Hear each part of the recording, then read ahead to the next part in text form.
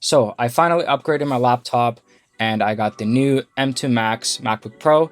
It is completely maxed out with the M2 Max chip, 12-core CPU, 38-core GPU, 8TB SSD, and an insane 96 gigabytes of RAM.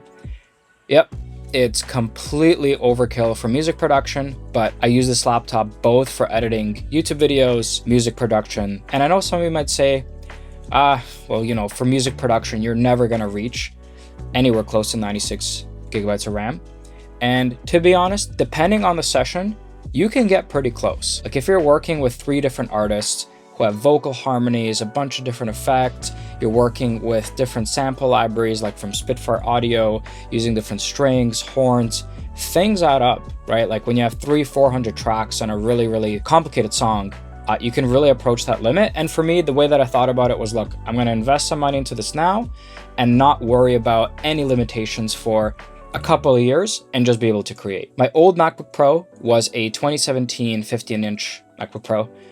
It had an i7 processor, I think it was quad core, 16 gigabytes of RAM, 1 terabyte SSD.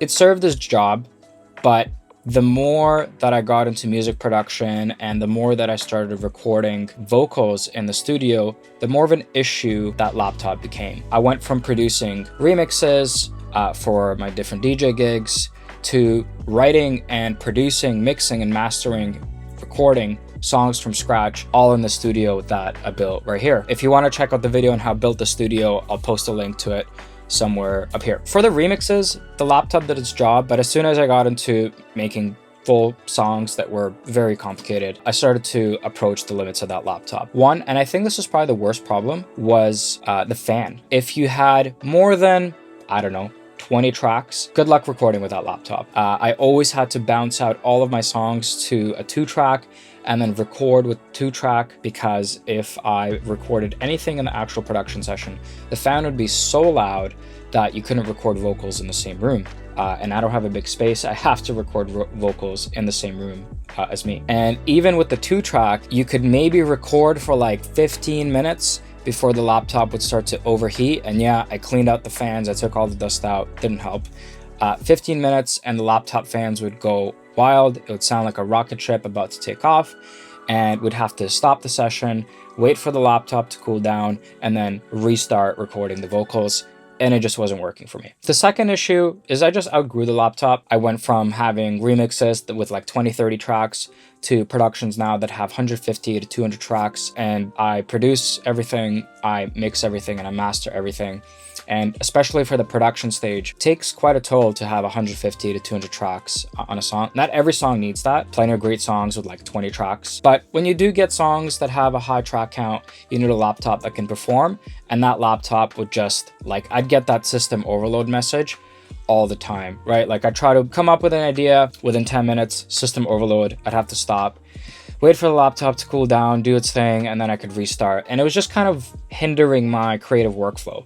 I was always focused on the limits of the laptop and not what I could do from a creative perspective. And especially when I started to get into different string libraries, some of those are crazy. Like you put a couple of string libraries on your session and you're at like the 16 gigabytes RAM was maxed out. That was it.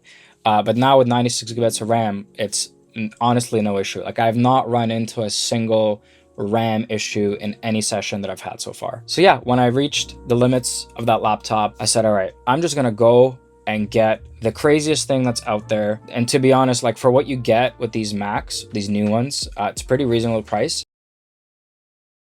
Like the Mac Pros, you'd have to spend like, I don't know, 50, 60,000 bucks before they switch to the Apple Silicon to actually get something decent. I think I spent like 8,000 Canadian dollars plus tax on this laptop, and it is a lot of money, but you're getting something that was going to last you quite a few years. I don't think I'm going to reach that 96 gigabyte RAM capacity for a while. 8 terabytes of storage is also great from the perspective of like everything is just on one laptop. I don't need to carry on hard drives. I did make a video about how you can use hard drives in music production if you're limited on space. I'll also post a link of that.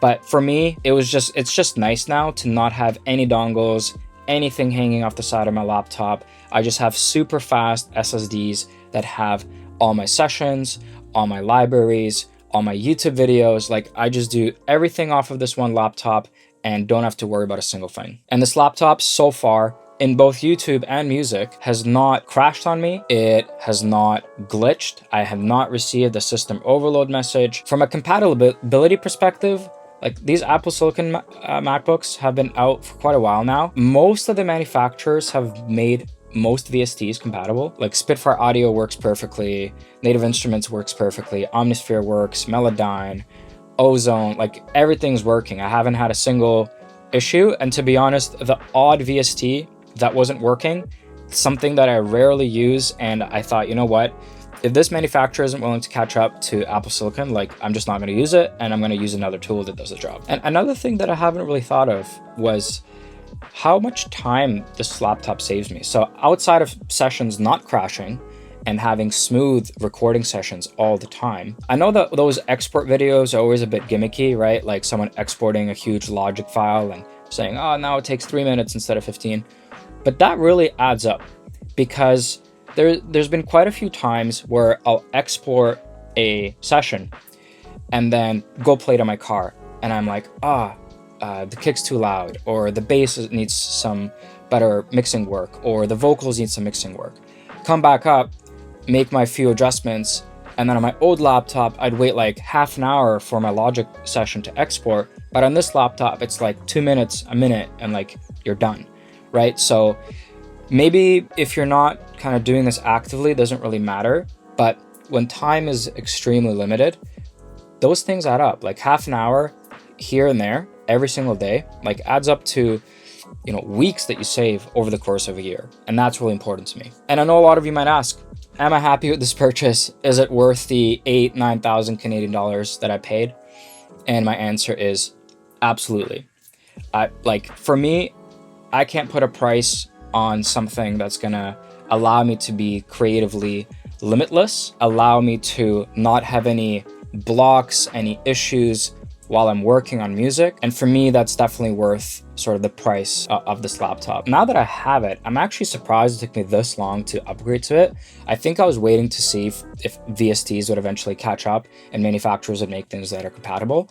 But to be honest, like, a lot of the stock Logic plugins are not bad. Like, they're pretty good. Obviously, it's nice to use Apple Silicon compatible plugins, like from Native Instruments and like iZotope and all those guys. But if you're thinking about upgrading to this laptop, doesn't have to be this like $8,000 spec, but just the M2 MacBook Pros, like, just do it. It's really worth it, in my opinion. It's going to save you a lot of time, and things are just going to work. You're not going to have any issues. And it's not just the MacBook Pros that are great. Like, I saw lots of reviews of people using the Apple Silicon Mac Minis, the MacBook Air even sometimes. Obviously, there's the Mac Studio if you want to get like an M2 Max or an M2 Ultra chip. I think the M2 Max chips on the Studio is cheaper than if you were to buy a MacBook Pro, because obviously you're not getting a screen and a keyboard. So that's one economical way to upgrade to the M2 Max without breaking the bank. But if you have an Intel machine right now, just look into it, do some research on what you need. It doesn't have to be overkill like mine, but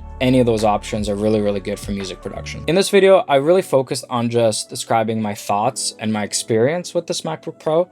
I know there's tons of videos out there that do like all these different benchmarks and look at, can it run, 300 tracks at the same time, which is all fine. I wanted to really focus on describing my experience with the laptop and just my subjective thoughts. But if there are any tests that you guys want me to run, that you want to see on this maxed out MacBook Pro for music production, let me know in the comments below. I think the best tests are real sessions. Like, a lot of those tests where people load like 100 instances of Omnisphere is not really relevant. I think the more relevant sessions is when you have a diverse mix of everything, right? Like, let's say you have 50 tracks of like vocal files and drums, then you have a couple of tracks that are VSTs, a couple of tracks that have effects on them, maybe you have stuff on different buses, stuff on the master bus. Like, when you have a mix of plugins and different types of tracks, I think that's a really good indication of how this laptop performs. Loading 100 tracks of Omnisphere is really not the best kind of real world way of seeing if this laptop is up to the task. But let me know what you guys would like to see. And if you stuck around to the end of this video, I appreciate it. hit that like button if you like the video, subscribe to the channel, hit that notification button, really helps me out, and I'll catch you in the next one.